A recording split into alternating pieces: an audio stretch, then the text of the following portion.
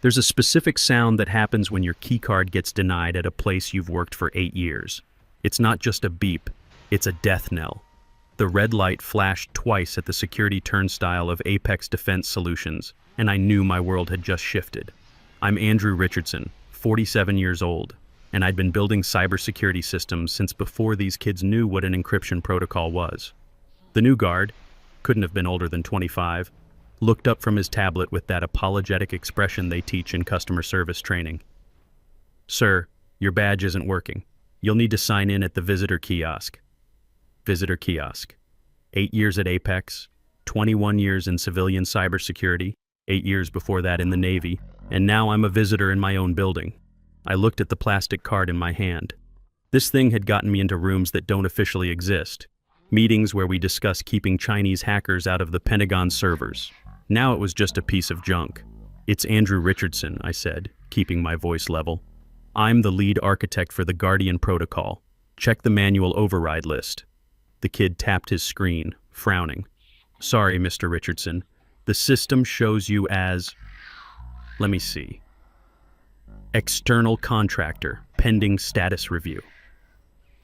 Pending status review. Those words hit me like ice water. I'd been at Apex since before this building was finished, before half the current staff was hired. I designed the network architecture that this kid's computer was running on right now. Fine. I walked over to the iPad on the stand and typed in my information. Name, Andrew Richardson. Person visiting, Madison Hayes. The machine spat out a flimsy paper badge that I stuck to my shirt like a scarlet letter. As I waited for the elevator, my mind ran diagnostics. What had changed? The Guardian project was 90% complete. We were weeks away from final naval research review. The only variable that had shifted was management. Old VP retired to Florida last month, and in came Madison Hayes with her Stanford MBA and 8 years of McKinsey consulting. Madison, who thought our cybersecurity protocols were legacy systems that needed digital transformation. The elevator dinged. I stepped in with a bunch of junior analysts scrolling their phones. They had no idea the security running their devices was based on algorithms I wrote in 2016 when I was still getting my feet wet in civilian defense contracting. 40th floor. Usually this place hummed with focused energy. Today felt different, performative somehow. People walking faster, talking louder, carrying stacks of papers that probably said nothing important. I headed straight to my office, the corner one with the view of the Potomac River. The door was open. Inside, 2 facilities guys were wheeling in a whiteboard on casters. My desk, the oak one where I'd mapped out the security architecture for half the East Coast's critical infrastructure, was gone. In its place sat 4 ergonomic chairs, around a glass table. "Excuse me," I said. The guys looked guilty, like kids caught with their hands in the cookie jar. "Where's my equipment, the secure terminals that were in here?" "Ms. Hayes had everything moved," one of them said, wiping sweat off his forehead.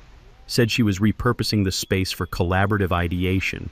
"Your stuff's in the annex, cube 14B, the annex. That's contractor purgatory, the overflow area near the bathrooms where they put summer interns and people they're about to fire."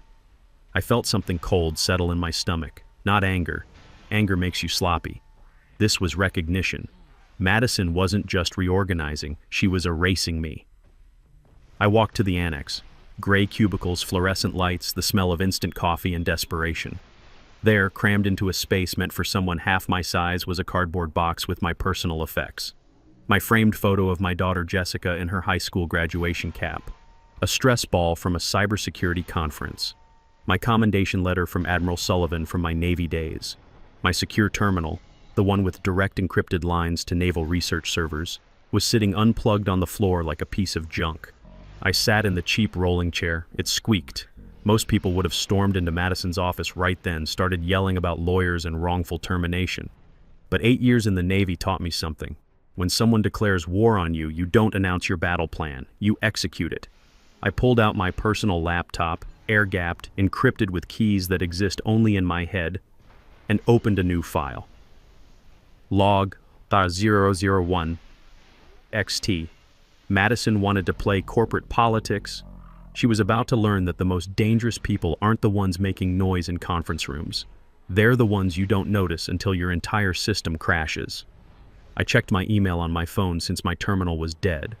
There it was. Message from Madison sent at 7:30 this morning. Subject, streamlining operations.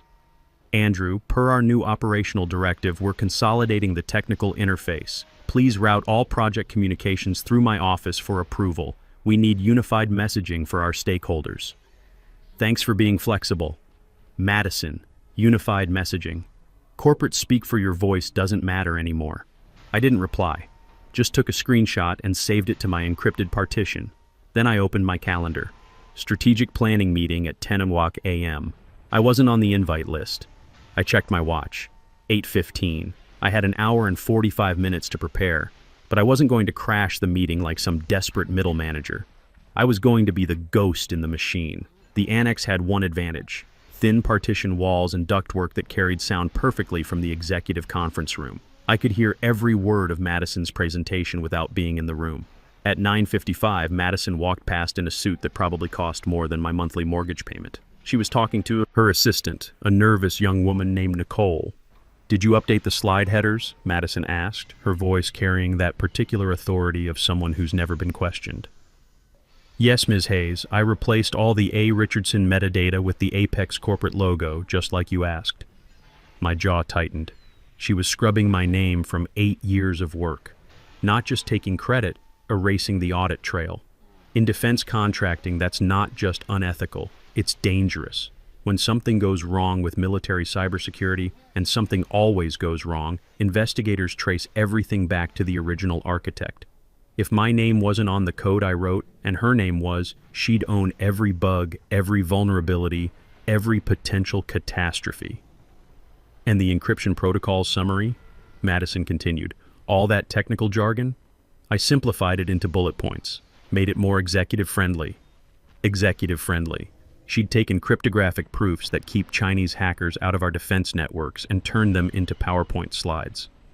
I waited until they entered the conference room, then opened our internal system on my phone. My access was restricted but not gone. I watched in real time as the file Guardian Protocol v4.2 Final was modified. The last edited by tag switched from A. Richardson to M. Hayes. That's when I made my decision. I needed to see this presentation firsthand. I walked past the conference room. The walls were glass but recently frosted, another transparency measure that actually blocked the view. The door was slightly open. "The key to the Guardian system," Madison was saying, her voice projecting confidence, "is the synergistic overlay of machine learning heuristics with blockchain-enabled security matrices." I almost laughed out loud. Synergistic overlay. I'd built a real-time threat detection engine that could identify and neutralize intrusion attempts in microseconds. She made it sound like a crypto startup pitch. "Madison," a voice interrupted. "Dr. Nicholas Porter, our lead systems engineer. Good man, brilliant, but timid. The heuristic engine isn't an overlay. It's the core architecture. If we document it as an overlay, naval research will flag it as a vulnerability." There was a pause. I could picture Madison's smile freezing in place. "Nick, I appreciate the technical perspective, really. But we're speaking to admirals, not programmers. They want to know it works, not how it works. Let's focus on outcomes, not technical weeds." Technical weeds. She was calling the foundational security protocols of a $1.4 billion defense system weeds. I walked back to my cubicle. My phone buzzed. Email from legal. "Mr. Richardson, per request from VP Digital Transformation, we're reviewing the necessity of external consulting for project maintenance. Please surrender physical access credentials to security by EOD Friday. Digital access will transition to read-only immediately." Friday was 3 days away. The final naval research presentation was next Tuesday. Madison was timing this perfectly. She wanted me gone, physically and digitally, before Admiral Sullivan arrived. She wanted to be the only face in the room. Instead of replying, I opened my laptop again. Years ago, working Navy logistics, I learned a vital lesson. Never build a house you can't lock from the outside. The Guardian Protocol was my house. Madison had keys to the front door, but she didn't know about the maintenance access I'd built into the core architecture. I activated a latent logging feature buried deep in the compiler. Every keystroke, every file modification, every version change Madison or her team made would now be mirrored to a secure server I controlled. If she wanted to own my code, she was going to own every mistake she made with it. Around noon, Madison emerged from the conference room, riding high on her own BS. She spotted me in the annex and walked over, leaning against my cubicle partition. "Andrew," she said with that shark smile consultant's perfect. "Great session in there. Really moved the needle forward." "I heard," I said, not looking up from my screen. "Synergistic overlays." She missed the sarcasm entirely. "Exactly. Look, I know this transition is abrupt, but we need to optimize our human capital allocation. With the project entering maintenance phase, your heavy lifting is done. We can handle the day-to-day operations." The project wasn't in maintenance. It was in pre-deployment validation. If she changed the security headers without understanding the checksums, the Naval Research servers would reject the entire update package. "You'll want to preserve the original metadata," I said, finally looking at her. "The authentication protocols depend on verified authorship," she waved dismissively. "We'll address any technical hiccups in post-production. That's just implementation details." Implementation details. In cybersecurity, there are no small details. Every line of code matters. Every authentication sequence matters. Miss one checksum, and you can lock yourself out of your own system. "I need you to transfer all your working files to Nicole," Madison continued. "We're consolidating the archives. And legal mentioned your access termination. Friday, right?" "Friday," I confirmed. "Perfect. Clean handoff, no loose threads." She tapped my cubicle wall and walked away, probably already mentally spending her promotion bonus. She thought she'd just fired a subordinate. She didn't realize she'd dismissed the only person who knew how to fly the plane she was piloting. There's a diner about 10 minutes south of Apex called Murphy's. It hasn't been updated since the Cold War, serves coffee that tastes like battery acid, and is the unofficial meeting spot for mid-level Pentagon brass who want to talk without a paper trail. I arrived at 6 p.m. The place was nearly empty except for a trucker eating meatloaf and, in the back booth, Lieutenant Colonel Rebecca Torres. Becky wasn't in uniform, gray hoodie and jeans, looking like any other tired government worker. But her posture gave her away. Back straight, eyes scanning entrances every few seconds. "You look like hell, Andy," she said as I slid into the booth opposite her. "You look like you're dressed for a funeral," I countered. "Maybe I am. My secure comms have been buzzing all day. Update flags on Guardian that don't match our deployment schedule. The authorship metadata is scrambled." The waitress came over. "Coffee, black," I said. "Keep it coming." After she left, I leaned forward. "Madison Hayes is rewriting history, Becky." She scrubbed my name from the core modules and put herself as lead architect. Becky swore quietly, rubbing her face. "I knew it." Told Admiral Sullivan that Apex was getting shaky. "Who is this woman?" "Stanford MBA. McKinsey background. Track record in digital transformation. Thinks cybersecurity is just another business process to optimize. And she's taking over before the final review?" Becky looked ready to punch something. "Sullivan won't sign off if the original architect isn't there to vouch for the system. Madison thinks she can vouch for it. She's got the board convinced she's some kind of innovation genius." I reached into my jacket and pulled out a small, ruggedized external drive. Black, heavy, unassuming. "What's this?" Becky asked. "Insurance," I said, sliding it across the table. "Source code as of this morning, digitally signed with my private key. Also contains logs of every change Madison has made, every safety protocol she's bypassed, every email where she calls my security measures legacy thinking." Becky covered the drive with her hand. "You want me to hold this? I want you to keep it offline until Tuesday. When Madison's presentation crashes and burns, Admiral Sullivan is going to want answers. This drive contains all of them. You sound awfully confident it'll crash." I looked out the window at the parking lot. A single streetlight was flickering. "Madison thinks Guardian is a product. She doesn't understand it's a living system. She doesn't know that I built a dependency into the core logic, a manual verification handshake required from the lead architect every 45 days. "Security lockout," Becky whispered. "That verification is due Tuesday at 2 p.m., right in the middle of her presentation to Admiral Sullivan." Becky laughed, a short, sharp sound. "You're ruthless, Andy. I'm quality control," I corrected, picking up the check. Madison wanted unified messaging. She's about to get it. The next morning, I made the obligatory trip to HR. In corporate America, HR isn't neutral arbitration. It's the company's immune system, designed to identify and eliminate threats. Right now, I was the virus. I sat across from Timothy Stevens, mid-30s with a smile that looked focus grouped. His office was full of motivational posters. Teamwork makes the dream work. Innovate or stagnate. So, Andrew, Tim said, scanning the formal complaint I'd just handed him, you're alleging intellectual property, theft, and hostile work environment. I'm documenting it, I said. Madison Hayes removed my name from federal defense software copyright headers. That violates federal acquisition regulations. She's also instructed staff to bypass mandatory security protocols. Tim sighed like he was dealing with a toddler. Andrew, look, Madison is very dynamic. Her leadership style is transformational. Sometimes change feels uncomfortable, but we have to embrace the bigger picture. She's building a cohesive brand narrative. Brand narrative? My voice dropped an octave. We're building cybersecurity systems for the Navy, not selling yoga mats. If the narrative is wrong, people die. See, this is the mindset I've been hearing about. Rigid thinking, not adaptable to our new culture. Tim tapped his pen on the desk. Your contract ends Friday anyway. Maybe it's best to just move forward. Take your severance, enjoy some time off. Why create unnecessary conflict? I stood up. I'm not creating conflict. I'm reporting a security breach. Tim didn't write anything down, didn't open a file, just smiled that plastic smile. I'll make note of your concerns, Andrew. But honestly, the executive team is very pleased with Madison's direction. I walked out. I'd done my duty, filed the paperwork. The system had failed to self-correct. Now I was free to implement manual override. Thursday afternoon, I waited until lunch.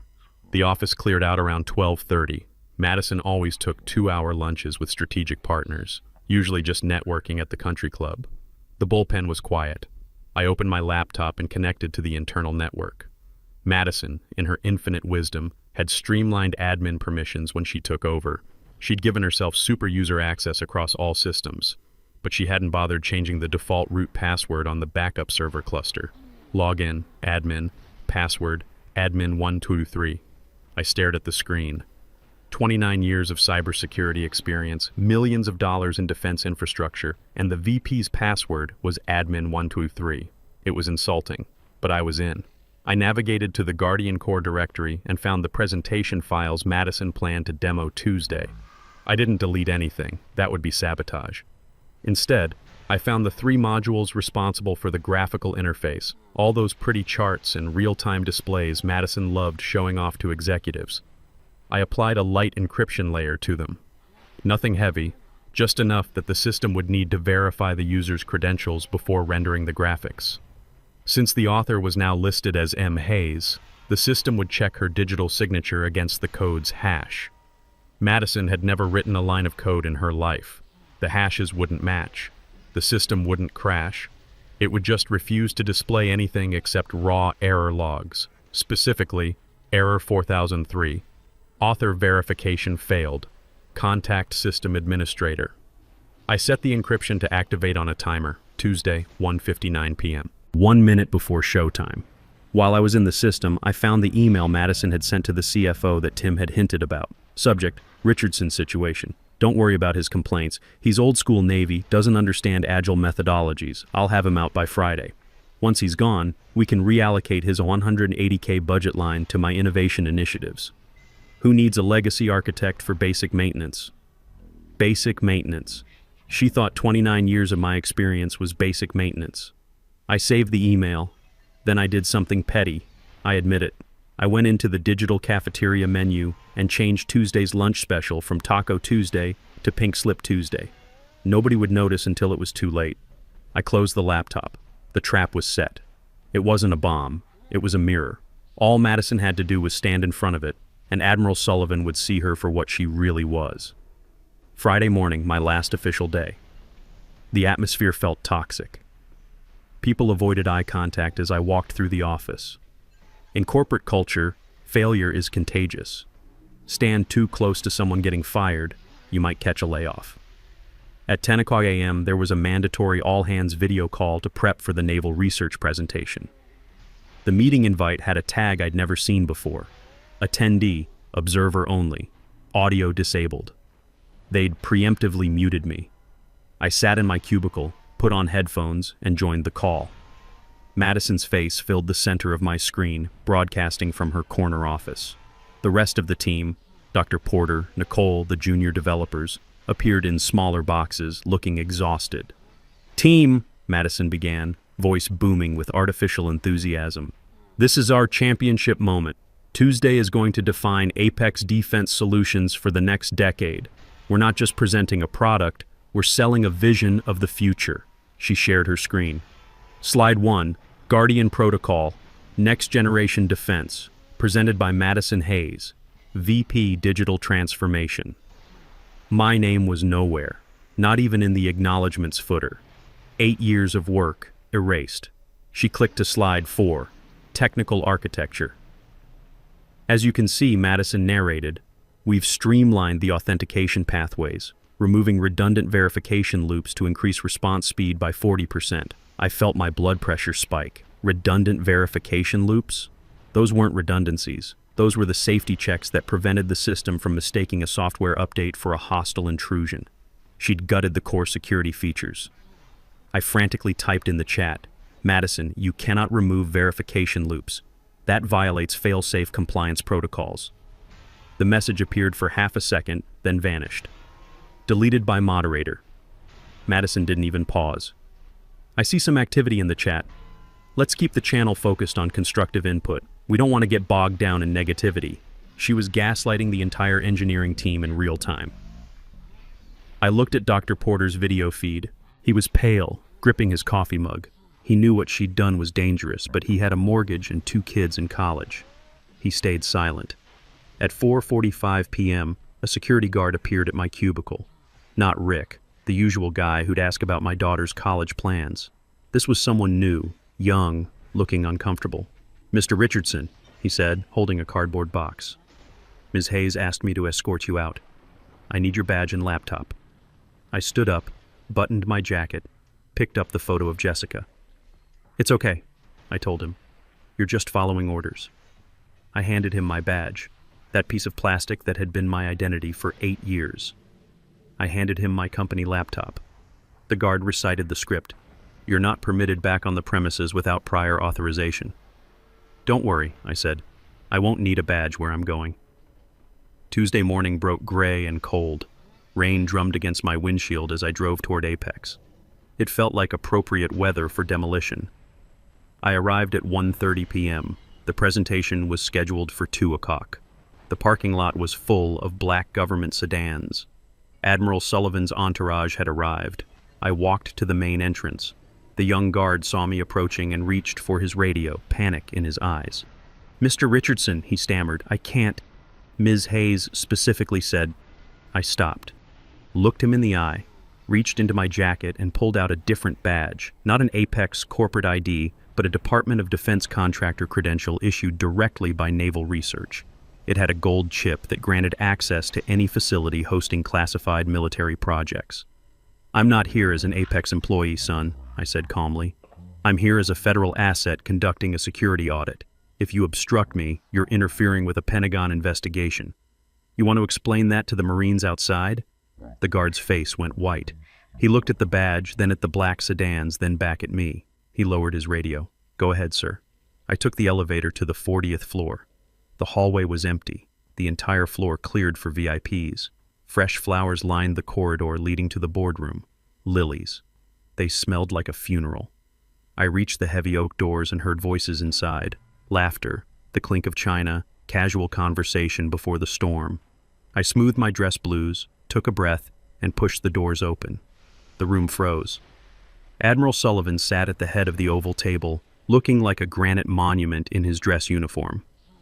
Beside him was Becky, who gave me the slightest nod. On the other side sat the Apex executives, CEO, CFO, and Madison. Madison was standing near the projection screen, holding a laser pointer.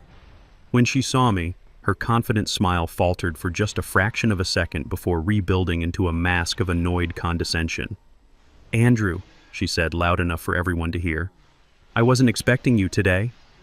She walked toward me, positioning herself to block my view of Admiral Sullivan. Her voice dropped to a hiss. "What the hell are you doing here? Security has explicit instructions." "I'm here for the presentation, Madison," I said calmly. "I'm the system architect." She laughed, sharp, incredulous. put a hand on my shoulder, patronizing and heavy. Andrew, I appreciate your past contributions. Really. But this is a strategic level discussion. We need the right people in the room. She turned to address Admiral Sullivan, smiling apologetically. Sorry about this, Admiral. Internal miscommunication. She turned back to me, eyes dead and cold. Contractors, wait outside, Andrew. There's a chair in the hallway. The room was silent. Nobody spoke. They were letting her erase me in front of the man I'd served under for 2 years. Is that your final decision, Ms. Hayes? I asked. It is. Please leave. I turned around, started walking toward the door, one step away from letting the building burn down behind me. Hold on. Admiral Sullivan's voice was gravel and thunder. I stopped, my hand hovering over the brass door handle. Sullivan stood up. The sound of his chair scraping back was like a gunshot in the silent room. Madison, he said, walking around the table. Did you just refer to Mr. Richardson as a contractor? Madison blinked, her smile wavering. Well, yes, Admiral. In our corporate structure... I don't give a damn about your corporate structure. Sullivan's voice cut through her explanation like a blade.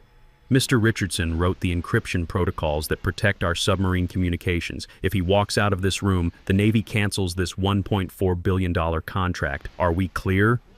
The CEO went pale. Admiral, we didn't realize... Obviously. Sullivan turned back to Madison. Now, Ms. Hayes, you were about to show us a live demonstration. Yes, sir, Madison said, her voice cracking.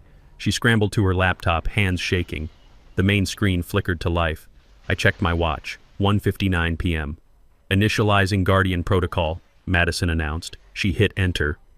The screen went black. Then red text appeared. Critical error. 4003. Author verification failed. Contact System Administrator A. Richardson. The boardroom went dead silent. It's not a glitch, I said. It's a security feature. Since you removed my name from the authorization protocols, the system has identified you as a potential hostile actor. Madison stared at the screen. Fix it, she whispered. Andrew, please. I looked at Admiral Sullivan. He was smiling. Step away from the terminal, Sullivan ordered. I sat down, connected my laptop. Authorizing system override. Authentication key. Eagle 6, actual. The red screen vanished. The defense grid appeared, green lights pulsing. The simulation ran flawlessly. Guardian protocol active, I reported. Sullivan nodded. Outstanding. He turned to the CEO. You have a leadership problem. Fix it. Madison walked out without looking at anyone. The next morning, the CEO called me personally. We'd like to offer you Chief Technology Officer, your budget, your team, your decisions, the salary. Figure made my eyes widen. $240,000. There's also the infrastructure expansion project, he continued. Admiral Sullivan specifically requested you as project lead. That afternoon, I moved back into my corner office. My secure terminals were reconnected and upgraded. Nicole stopped by around 3 o'clock p.m., grinning. Heard about your promotion, boss. Well deserved. An hour later, Admiral Sullivan called. I've got a new file for you. National Infrastructure Protection. Power, water, communications. Everything connected, everything vulnerable. A classified document appeared in my secure inbox. Project Fortress, National Infrastructure Resilience Network. Project Lead, A. Richardson. I opened the file. Legacy systems, incompatible protocols, bureaucratic red tape spanning 12 federal agencies. A cybersecurity engineer's nightmare. I smiled and cracked my knuckles. Jessica called that evening. Dad, I got into Virginia Tech's cybersecurity program. Full academic scholarship. That's incredible, Jess. I'm so proud. I want to follow in your footsteps, Dad. Build systems that protect people. After we hung up, I sat in my new office, looking out at the Potomac River. Madison had thought she could erase me, replace 29 years of experience with PowerPoint slides and buzzwords. She'd learned the hard way that in cybersecurity, competence isn't negotiable. I opened a new terminal window. Initialize Project Fortress XE. The cursor blinked, waiting for input. I was back where I belonged, in command of the code, building the future one secure protocol at a time. And nobody was taking my name off the system I built. What are you doing? Okay, wait. I don't need to do this, but I'm getting distracted by her because she's such a queen. Let's go up into the little tower here and we can update social network profile. Okay, create the profile. Oh, it'd be fun if she became famous. Florette, how dare you? I'm trying to work. Get out of here.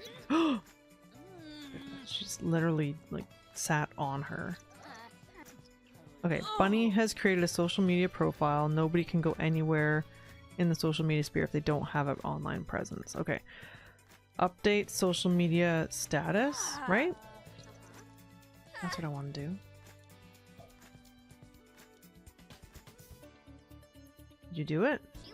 Come on, Sims.